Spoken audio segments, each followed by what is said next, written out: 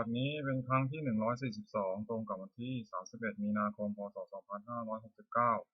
ข้าพเจ้าในรัตพงศ์พิรมเมืองรหัส202ขอเปล่งวาจาสาธยายพุทธมนต์ถวายเป็นพุทธบูชาธรรมบูชาสังฆบูชาและเป็นอาจารยบูชาแด่องค์พระผู้อมตะเถระเจ้าองค์หลวงปู่สมเด็จครูหลวงปู่คุณเดชหลวงปู่ศิลาตลอดทั้งครูบาอาจารย์ที่เป็นเจ้าของวิชาจินดามณีขอเทพเทวดาเจ้าทั้งหลายโปรดทรงมาอนุโมทนาในการส่งสาธยายของข้าพเจ้านี้ขออนุภาพคุณพระรัตนตรัยครูบาอาจารย์และเทพเทวดาทั้งหลายโปรดทรงบันดาลให้จิตของข้าพเจ้าเป็นสมาธิอันควรแก่การส่งสาธยายมนต์ต่อไปบทสวดชุมนุมเทวดาสมันตาจากกาวาเรสวัตระคัจฉันตุเทวตาสัทธมมามุนิราชสาสนันตุสักขาโมคทังสักเคกาเมจารุเปคิริสิกขารัตเตจันตติเขวิมานีทิเประเทจักขาเมตารุวนาคาหเนเคหาวัตถุมิเกเตภูมิอาจายตุเทวาชาลถาลวิสเมยขากันตพนาคาสิกันตาสันติเกยังมุนิวารวัตนังสาธุโมเมสุนันตุธรรมสวนากาโลยัมปทันตาธรรมสวนากาโลยัมปทันตาธรรมสวนากาโลยัมปทันตาบทสวดนามกาสิทธิคาถานะโมตัสสะภะคะวะโตอะระหะโตสัมมาสัมพุทธัสสะนะโมตัสสะภะคะวะโตอะระหะโตสัมมาสัมพุทธัสสะนะโมตัสสะภะคะวะโตอะระหะโตสัมมาสัมพุทธัสสะบทสวดสัจจกิริยาคาถานาทิเมสรณังอัญญังพุทโธเมสรณังวรังเอเตนะสัจจาวเชนะโสติเมหุตุสัพพทานาทิเมสรณังอัญญังธัมโมเมสรณังวรังเอเตนะสัจจาวเชนะโสติเมหุตุสัพพทานาทิเมสรณังอัญญังสังโฆเมสรณังวรังเอเตนะสัจจาวเชนะโสติเมหุตุสัพพทาบทสวดมหาการุณิโกนาโถติยาธิกาคาถามหาการุณิโกนาโถทายาสัพพะปานินางปุเรตวาปารมิสัพพะปะโตสัมพุทธัมมังเอเตนะสัจจาวเชนะมโหตุสัพพุทธวามหาการุณิโกนาโถหิตายาสัพพะปานินางปุเรตวาปารมิสัพพะปะโตสัมพุทธัมมังเอเตนะสัจจาวเชนะมโหตุสัพพุทธวามหาการุณิโกนาโถสุขายาสัพพะปานินางปุเรตวาปารมิสัพพะปะโตสัมพุทธัมมังเอเตนะสัจจาวเชนะมโหตุสัพพุทธวาบทสวดมหาสมัยสูตรเอวัมเมสุตังไอกังสัมปยังภควาสัพเพสุวิหารติกัปปิโลสุสมิงมหาวเนมหาตาภิกขุสังเคนะสัพพิมัสสะปะเตหิภิกขุสัพเพหิสัพเพเนวะอรหันเตหิทัสสะหิจาโลกาทัสสิเทวตาเยเทนะสันนิติตาหุติภควตาทัสสะนิยภิกขุสังฆัจจะอาตโขจตุนังสุทาวาสกายิกานังเทวานังอิตัทโหเสยังโภภควาสัพเพสุวิหารติกัปปิโลสุสมิงมหาวเนมหาตาภิกขุสังเคนะสัพพิมัสสะปะเตหิภิกขุสัพเพหิสัพเพเนวะอรหันเตหิทัสสะหิจาโลกาทัสสิเทวตาเยเทนะสันนิติตาหุติภควตาทัสสะนิยภิกขุสังฆัจจะยันนุนามยปีเยนะภควาเตนุปัสสะกะมยามะปัสสะกะมิตวาภควโตสันติปัจเจกคาถาภาษายมตินาตโขตาเทวตาสายทัพพินามาพลวาปุริโสสัมบันทิตังวาภังภาษายภาษายตังวาภังสมิชยเอวเมวะสุทาวาสุสุเทเวสุตังหิตาภควโตปรโตวาตุระหังสุนาตโขตาเทวตาภควตังอภิวาเทวาวาเอกมันตังตังสุเอกมันตังทาโขเอกาเทวตาภควโตสันติมหังอภัสสิมหาสมิโยภวนาสมิเทวกายาสมาคตาทัตตมะอิมังธรรมะสัมยังปิตาเยวะปราชิตาสังตินาตโขปราเทวตาภควโตสันติมังคังอภัสสิตตาภิกขุสมังคังสุจิตังอจโนทุกขามังคังสุสาเทวะเนตานิกาอิตวาอิทิยานิสัพพะเทวติตาตินาตโขปราเทวตาภควโตสันติมังคังอภัสสิเชตวะกีรังเชตวะบริทังอิทักีรังโมหัสสมะเมชาเตจันติสุขวิมลาสักขุกตาสุขตาสุขุนาคตินาตโขปราเทวตาภควโตสันติมังคังอภัสสิเยติสิตังสันนังคตาเสนเตชมิสัพเพอภัยมุมหายามนุสังขิหังเทวกายังปริภูรสันตินาตโขภควาภิกขุมัติเสยปุยนาภิกขเวทัสสะสุโลกาภตุสุเทวตาสันนิบริตังโหติตถาคตังทัสสะนิยาภิกขุสังฆัจจะเยติเตภิกขเวโสตินัมมัทนังอรหัตโตสัมมาสัมพุทธาเตสัมปิภควันตานังเอตปรมาเยวะเทวตาสันนิพิตาเหสุงสัยทัพพิเมหังอิตาระหิเยปิเตภิกขเวภุสันติยานาคตมัทนังอรหัตโตสัมมาสัมพุทธาเตสัมปิภควันตานังเอตปรมาเยวะเทวตาสันนิพิตาภุสันติสัยทัพพิเมหังอิตาระหินาติจิตสามิภิกขเวเทวะกายนังนามานิจิตาจิตสามิภิกขเวเทวะกายนังนามานิเตสิสามิภิกขเวเทวะกายนังนามานิตังสุนันทาสาธุกรรมนัสสิกโรทัพพะสิสามิติเอวะมะเตติโกเตภิกขุภวโตปัตตสสุภวายดัตโวจะสิโลกามนุกัสสามิยถาภุมาตถาสิตาเยสิตาคิริคาพลังปะหิตตาสมาหิตาปุตุสิหาวะสันตินาโลมหังสาธิสัมพุโนโอทังธรรมสาสุทาวิปัสสนามนาวิลาปิโยปัตตสเตยตวามณีกัปปิตวัฏเวตาโตวามติสัทธาสาวเกสาสเนระเตเทวกายาเกตาเตวิชานันทาภิกขโวเตจาตปะมะกรูสุตาวาพุทธาสสนังเปสัมปะตุระหุยนะอมนุสาทัสสนังอเปเตสตะปะทะกุสาสังอัตถสัตตริสระเอเตสหสานังอมนุสานัมมะสุงอเปเตนะตัมปะทะกุสัพพะพุตาหงจันตสัพพังอภิยยาวะวัคคิตวานาจักขุมาตตวามันติสัทธาสาวเกสาสเนระเตเทวกายาภิกขตาเตวิชานันทาภิกขโวเยวะหิตาหิสามิทิระหิอนุปุพพโสส สัตตสหัสสาวะขาภูมาตบิลวัตวายจิมโตชุติมันตวันนวันตยัสสะสินโมธรรมนาภิกรรมปุนังสติโมนังชัสสหัสสาหิมาวตายขานานาตวันนิโนจิมโตชุติมันตวันนวันตยัสสะสินโมธรรมนาภิกรรมปุนังสติโมนังสัตตคิราติสหัสสายขานานาตวันนิโนจิมโตชุติมันตวันนวันตยัสสะสินโมธรรมนาภิกรรมปุนังสติโมนังอิเจเตสวราสัสหัสสายขานานาตวันนิโนจิมโตชุติมันตวันนวันตยัสสะสินโมธรรมนาภิกรรมปุนังสติโมนังเวสามิตาปัญจสัตตายขานานาตวันนิโนจิมโตชุติมันตวันนวันตยัสสะสินโมธรรมนาภิกรรมปุนังสติโมนังภูมิโรราชาคังโกเวปุรสัตนิเวสนังพิญโยนังสัตตสหัสสังยขานังพิญิรุปัสสติภูมิโรราชาคังโกโสภะสมิโยนังปุริมันจัติสังราชาพระราชโถปสัสสิกันทันาธิปติมหาราชายสัตติโสปุตติตัสสะพระโหยธรรมนามหาพระราชินโตสุติมตวันนามตยัสสะสินโมธรรมนาภิกรรมปุนังสมิโยนังทักขินันจัติสังราชาบุรุษโหตปัสสะสติกุมธนาธิปติมหาราชายสัตติโสปุตติตัสสะพระโหยธรรมนามหาพระราชินโตสุติมตวันนามตยัสสะสินโมธรรมนาภิกรรมปุนังสมิโยนังปัจฉิมัญจัติสังราชาผู้ประโคปสาสตินาคานาธิปติมหาราชายสัสสิโสปุตติตัสสะพระโหยธรรมนามหาพระราชินโตสุติมตวันนามตยัสสะสินโมธรรมนาภิกรรมปุนังสมิโยนังมุตารัญจัติสังราชากุเวโรตปัสสะสติยาคานาธิปติมหาราชายสัสสิโสปุตติตัสสะพระโหยธรรมนามหาพระราชินโตสุติมันตวันนามตยัสสะสินโมธรรมนาภิกรรมปุนังสมิโยนังปุริมาทิสังพตารัตโถทักขิเนนาวุณหโกปัจฉิมินารูปโขกุเวโรตังทิสัจตาโลเตมหาราชาสมันตาจตุโรทิสาทัตตาลมนาทังสุวเนกัปปิลวัตโตเอเตสามายาวิโนทัสสาอาคูวันจานิกาสถามายากุเตนผู้เวเตนผู้วิภูจาวิภูโตสหสัพพโนกัมมาเสโตจาคินุคันทุนิคันติตาปนาโทปมัญโยจาเทวสุโตจันมาตะเลจิตัสเสโนตะคันทโพนาโรราชาชโนสโพอาคูปัญจสิโตเจวะติมพโรสุริยวัชสาเอเตจันเยจราชโนคันธพาสหราชพุทธธรรมนาภิกรมภิโกนังสมิงวนังอัตตาคูนัสสานาคาเวสาราสหปัจจกาคัมภวสัตตาคูปยคาสหยัตติยามุนาทัตตาลถาจาคุณอาคูนาคายสัสสิโนราวโนมหานโคสวะคาสมิงวนังเยนะคาราเชสหสาหรันติทิพาทิชาปกิวิสุทธัสสะโควิหานิสัตเทวนามัชปตาจิตาสุปนาอิติเตสานามังอภัยตถานาคาชานามาสิสุปนโตเขลามกาสุโตสันนิวตันหิวปาหายันตานาคาสุปนาสารนามกังสุพุทธังชิตาวชิระหัตเถนะสมุทาสุราจิตาปตารวสาวเสเตยิทิมันโตยัสสิโนกาลกัญชามหาพิสมาอสุรัตนเวทสาวิปัสสิสุจิติจาปหารโตนมุทิสาสตันจัพลิปุตตานังสัพเพเวโรจนามกาสนาหิตวะพลิงเสนังราหุปทามุปาขมุงสมโยธานิพัทเตติปุนังสุนิวนังอาโปตเทวาปฐวีจาเตชวายโยตถาขมุงวรุณาวรุณาเทวาโสโมตยัสสะสหเมตตากรุณากายิกาคุเทวายสัสสิโนทัสเตเตทัสสะตากายสัตเทนะตวันนิโนจิมันตสุเตมุตวันนวันตยัสสะสิโนมธรรมนาภิกรมปุนังสุนิวนังเวทุจเทวาสหลีจะอัสมาจะทุเวยมาตันสุบินสัตเทวาตันธรรมคูบุรกิตาสุริยสุบินสัตเทวาสุริยมาคูบุรกิตานะขัตานิทุรกิตวาภูมิตวาสังกาวสุนังวาสวเสกโตสังโฆปะบุญโตทัสเสเตทัสสะตากายสัตเทนะตวันนิโนจิมันตสุเตมุตวันนวันตยัสสะสิโนมธรรมนาภิกรมปุนังสุนิวนังสถาคูสาภูเทวาชาลามกิสิการิวะอริตกาจารวชาจาโอมาปุพานิพาสิโนวารุณาสหธรรมาจาชิตาใจเดชกาสุตยารุจิราภูวะภูวะสาวเนสิโนทัสเสเตทัสสะตากายสัตเทนะตวันนิโนจิมันตสุเตมุตวันนวันตยัสสะสิโนมธรรมนาภิกรมปุนังสุนิวนังสมานามหาสมานามานุสามานุสุตมากิทาปตุสิกาภูอภูมโนปตุสิกาถาภูขยโยเทวายจาริกิตวาสโนวาระคามหาปาระคาเทวายสัสสิโนทัสเสเตทัสสะตากายสัตเทนะตวันนิโนจิมันตสุเตมุตวันนวันตยัสสะสิโนมธรรมนาภิกรมปุนังสุนิวนังสุกาการุมหารุณาอาภูเอตาสาสหโอทาตกยหาพระโมขาภูเทวาวิจักนาสัทธามตาหารักจามิสกาจัยสัสสิโนธนายังอาคาปชุโนวิสาเทวสติทัสเสเตทัสสะตากายสัตเทนะตวันนิโนจิมันตสุเตมุตวันนวันตยัสสะสิโนมธรรมนาภิกรมปุนังสุนิวนังเขมิยาตุสตายามากัตกาจายสัสสิโนสัมพิตกาลามาเสถาโชตินามาจาสวานิมานาราติโนอากูถาภูรานิตาทัสเสเตทัสสะตากายสัตเทนะตวันนิโนอิติมันตสุเตมุตวันนวันตยัสสะสิโนมธรรมนาภิกรมปุนังสุนิวนังสัทเทเตเทวานิกายสัทเทนะนาตวันนิโนนามันวายนะคันโฉเยจันเยสัตติสาสหะภูตาสติมังคีลามคตินามนาสวรรณสิวะตรังนังคังจัตังวัสตาติตังสุตัมมาปรามโตสัพพุตัยติมโตสาสนังสุมโรติโสตาสุปตาสมิงวนัง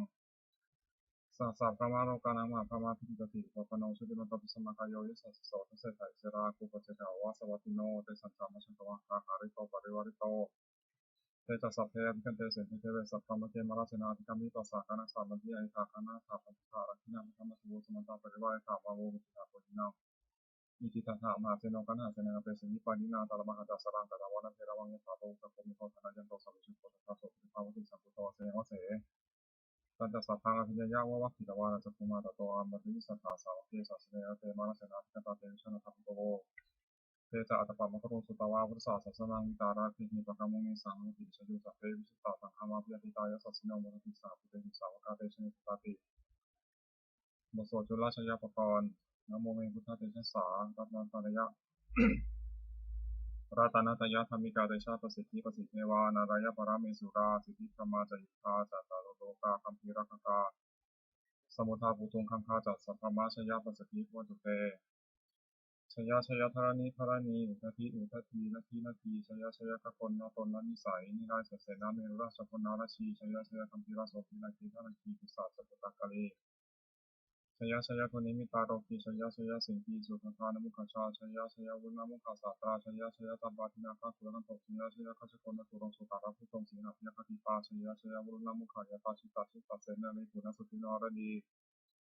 ชยชยสุขาสุขาชีวีชยชยธรณีตะเลสภาสุชยาชยชยธรณีสัตติสภาชยชยมังกรารัญญาโภเคชยชยวรุณายักเขชยชยรักเสสุรพุชเตชาชยชยพระเมธคณาชยชยราชัดยาสัชัยชยชยบรมีสัพพังชยชยอนันตาปุเตกาพุทธสาวังชยชยมหิสุโรหโรรินเทวาชยชยพมาสุรโขชยชยนาโกวุณโกรูปโขตันมารวิมิโทตาเวนะตโยตาโกเวโรวะโนปิจาคิวโยตาปัตุโมกุมารโรทตารัตโกธารสามาทิมัสสิตาลสาขโยริสุโนสาวกาสัพพชยนาโมโหตุเตชยธรรมตัสสังโฆตัสทัสสะปารุตัสชยกังเอเตนะชยเตชนะชยสุติโหตุเตเตนะพุทธเตชนะโหตุเตชยมังคลังชโยปิพุทธศาสเรมโตยามนัสสะจัปปิมโตปราชโยโคชยมปฏิมุติมุติตาเชตถาธรรมคณามิสโนชโยปิพุทธศาสเรมโตยามนัสสะจัปปิมโตปราชโยโคชยมปฏิมุติมุติตาเชตถาอิทัคณามิสโนชโยปิพุทธศาสเรมโตยามนัสสะจัปปิมโตปราชโยโคชยมปฏิมุติมุติตาเชตถาเทวคณามิสโนชโยปิพุทธศาสเรมโตยามนัสสะจัปปิมโตปราชโยโคชยมปฏิมุติมุติตาเชต ชยตัทธาสุปนาคนามิสิโนชยปิพุทธศาสริมโตอายมัสสะตปปิมโตปราชโยอุโกสยัมโพธิมันเทปโมทิตาชยตถานาคนามิสิโนชยปิพุทธศาสริมโตอายมัสสะตปปิมโตปราชโยอุโกสยัมโพธิมันเทปโมทิตาชยตถาสัพพมคนามิสิโนชยันโตปิยมุเนสักยานังนันทิวัฒโนเอวังตาวังวิชโยหิชยโสชยมังคะเลปราชิตาปรังเกสีเสปริวิปกคะเรวิสเกสัพพพุทธนาคัตโตปโมทุติสุนัขตังสุมังคลังสุปัฏฐตังสุปฏิตังสุปโนสุขิโตจะสุวิคังสมาจาริสุปัทกินังกายกัมมังวาจากัมมังปัทกินังมโนกัมมังปานาทิเตปัทกินานิกัตวานะรัพพะเตปัทกิเนเตหะราคาสุขิตาวุฒหาทัสสะเนโรคาสุขิตาโหตัสสหสัพพิญญาติ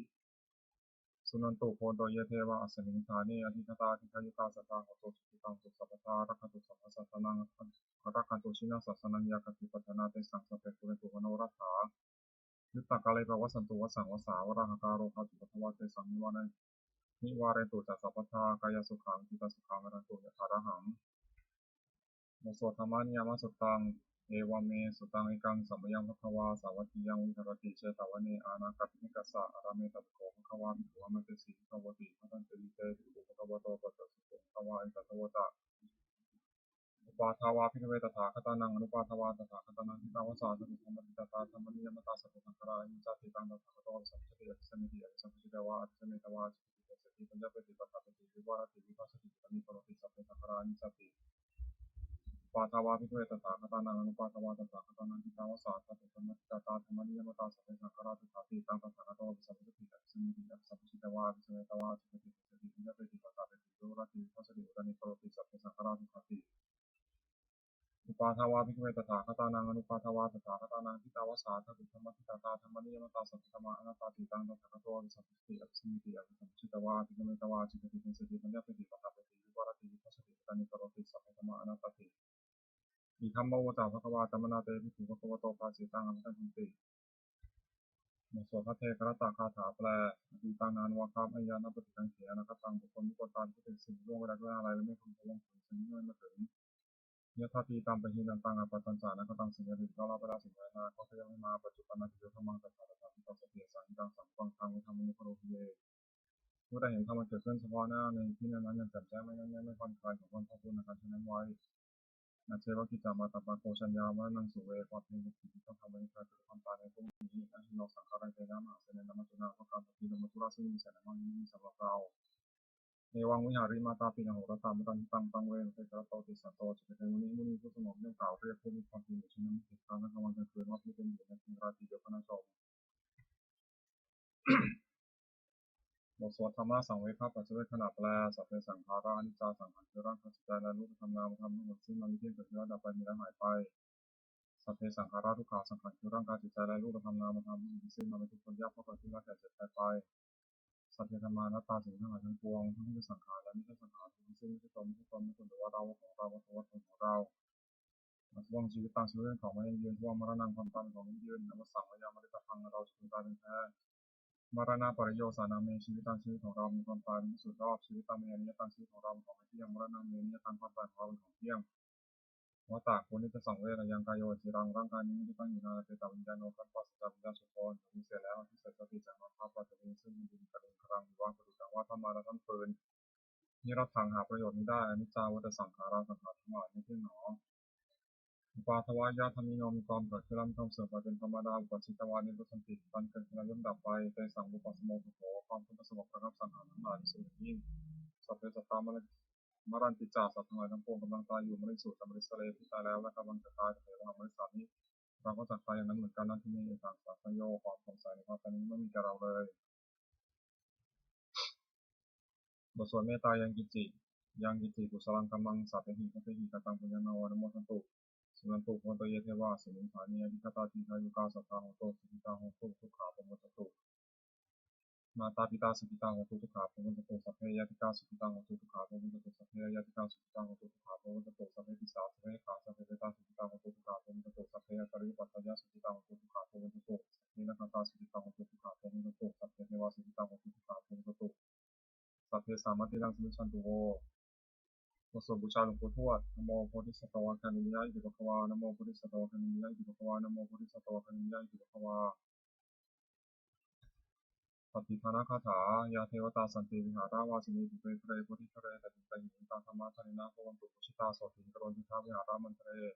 เยราจมัชานามกาสติโทสารามิกาธนปฏิปัสสกาคามาจติสายนิคามาจติสาราสัพพานิพุตาสุขิตาพุทธเตชลาผู้ชายเยติจะทัสสัมภวาสังเสทชาตาทโวปาติการนิยนิการธรรมวรังปฏิเปเตสัพเพติทุปัสสะกโรตุสังขยังธาตุจิรังสัตตังธรรมธรรมธราสุขลาสันโทตุสมัคควะอัฏฐายตาหิตายตาหิรักตุสุขโมสัพพิธรรมจาริโนวุทิสัพพตุเนยมะธรรมิอริยปาเวทิเตวสันนาโหตุสัพพติปานิโนพุทธศาสเนสัมมาทรังโพชันโตกาลเทโวโพสตุวิจิตรมยสัทธาสัตตานังสมิทามิตุเมธานิมาตาปิตาจัตตาชังนิจังรักขันตุตะกังเอวังธมินาราชโนปชังรักขันตุสัพพตาเทวตาอุโยชนะคาถาทุกขปตาจินิทุกขาพิยปตาจินิพิยาโสกปตาจินิโสกาโหตุสัพพตินานิโนเอตาวตาจามิสัมปตังปุญญสัมปตังสัพพะวานุโมทัตโตสัพพะสัมปติสิทธิยาทานังทุกขสัพพยาสีรังรักขันตุสัพพตาภาวนาพิรตาโหตุขัจฉันตุเทวตาคตาสุมังคลคาถาโหตุสัพพังสุมังครังรักขันตุสัพพเทวตาสัพพุทธานุภาเวนะโสติโหตุนิรันตรังโหตุสัพพังสุมังครังรักขันตุสัพพเทวตาสัพพธรรมานุภาเวนะโสติโหตุนิรันตรังโหตุสัพพังสุมังครังรักขันตุสัพพเทวตาสัพพสังฆานุภาเวนะโสติโหตุนิรันตรังสัพเพพุทธาภลปัตตาปัจเจกนันตยังพลังอหันตานันจาเตชนะรักขมัทัมิสวโสสัพเพพุทธาภลปัตตาปัจเจกนันตยังพลังอหันตานันจาเตชนะรักขมัทัมิสวโสสัพเพพุทธาภลปัตตาปัจเจกนันตยังพลังอหันตานันจาเตชนะรักขมัทัมิสวโสสัพเพพุทธาภลปัตตาปัจเจกนันตยังพลังอหันตานันจาเตชนะรักขมัทัมิสวโสสัพเพพุทธาภลปัตตาปัจเจกนันตยังพลังอหันตานันจาเตชนะรักขมัทัมิสวโสสัพเพพุทธาภลปัตตาปัจเจกนันตยังพลังอหันตานันจาเตชนะรักขมัทัมิสวโสสัพเพพุทธาภลปัตตาปัจเจกนันตยังพลังอหันตานันจาเตชนะรักขมัทัมิสวโสสัพเพพุทธาภลปัตตาปัจเจกนันตยังพลังอหันตานันจาเตชนะรักขมัทัมิสวโสสัพเพพุทธาภลปัตตาปัจเจกนันตยังพลังอหันตานันจาเตชนะรักขมัทัมิสวโสด้วยอำนาจแห่งบุญกุศลข้าพเจ้าได้สวดสาธยายพระพุทธมนต์ข้าพเจ้าขอน้อมกล้าถวายเป็นพระราชกุศลแด่สมเด็จพระนางเจ้าสิริกิติ์พระบรมราชินีนาถพระบรมราชชนนีพันปีหลวงผู้เสด็จสุขสวรรคาลัยขอในสองแห่งบุญกุศลนี้จงเป็นสัพพะสิริมงคลแก่ข้าพเจ้าแคล้วคลาดปลอดภัยจากทุกโศกโรคภัยอันตรายทั้งปวงให้มีแรงด้านสุจริตมั่นคงเป็นสัมมาอาชีพชอบธรรมเพราะว่าไม่มีอย่างเดียวจนหายและมีแก่ข้าพเจ้าขอให้ข้าพเจ้ามีสัมมาทิฏฐิตั้งมั่นในพระธรรมคำสอนในองค์สมเด็จพระสัมมาสัมพุทธเจ้าดำรงอยู่ในความดีงามตลอดกาลนาน อีกทั้งประเทศเทวดาทั้งหลายผู้ได้อนุโมทนาสาธุการในบุญกุศลนี้โปรดประสิทธิ์ประสาทวาน้อมส่งอนุภาพในมงคลประสิทธิ์วัตถุมงคลพระมิตรยศเศรษฐีฝ่ายและฝ่ายลาวรวมถึงวัตถุมงคลทั้งปวงที่สั่งเสกน้ำเลยได้จัดสร้างขึ้นให้เปลี่ยนด้วยพุทธานุภาพเทวานุภาพและวิธานุภาพศักดิ์สิทธิ์ทั้งหมดผลให้สิริมงคลแก่ผู้ครอบครองและบูชาทุกประการเทอญ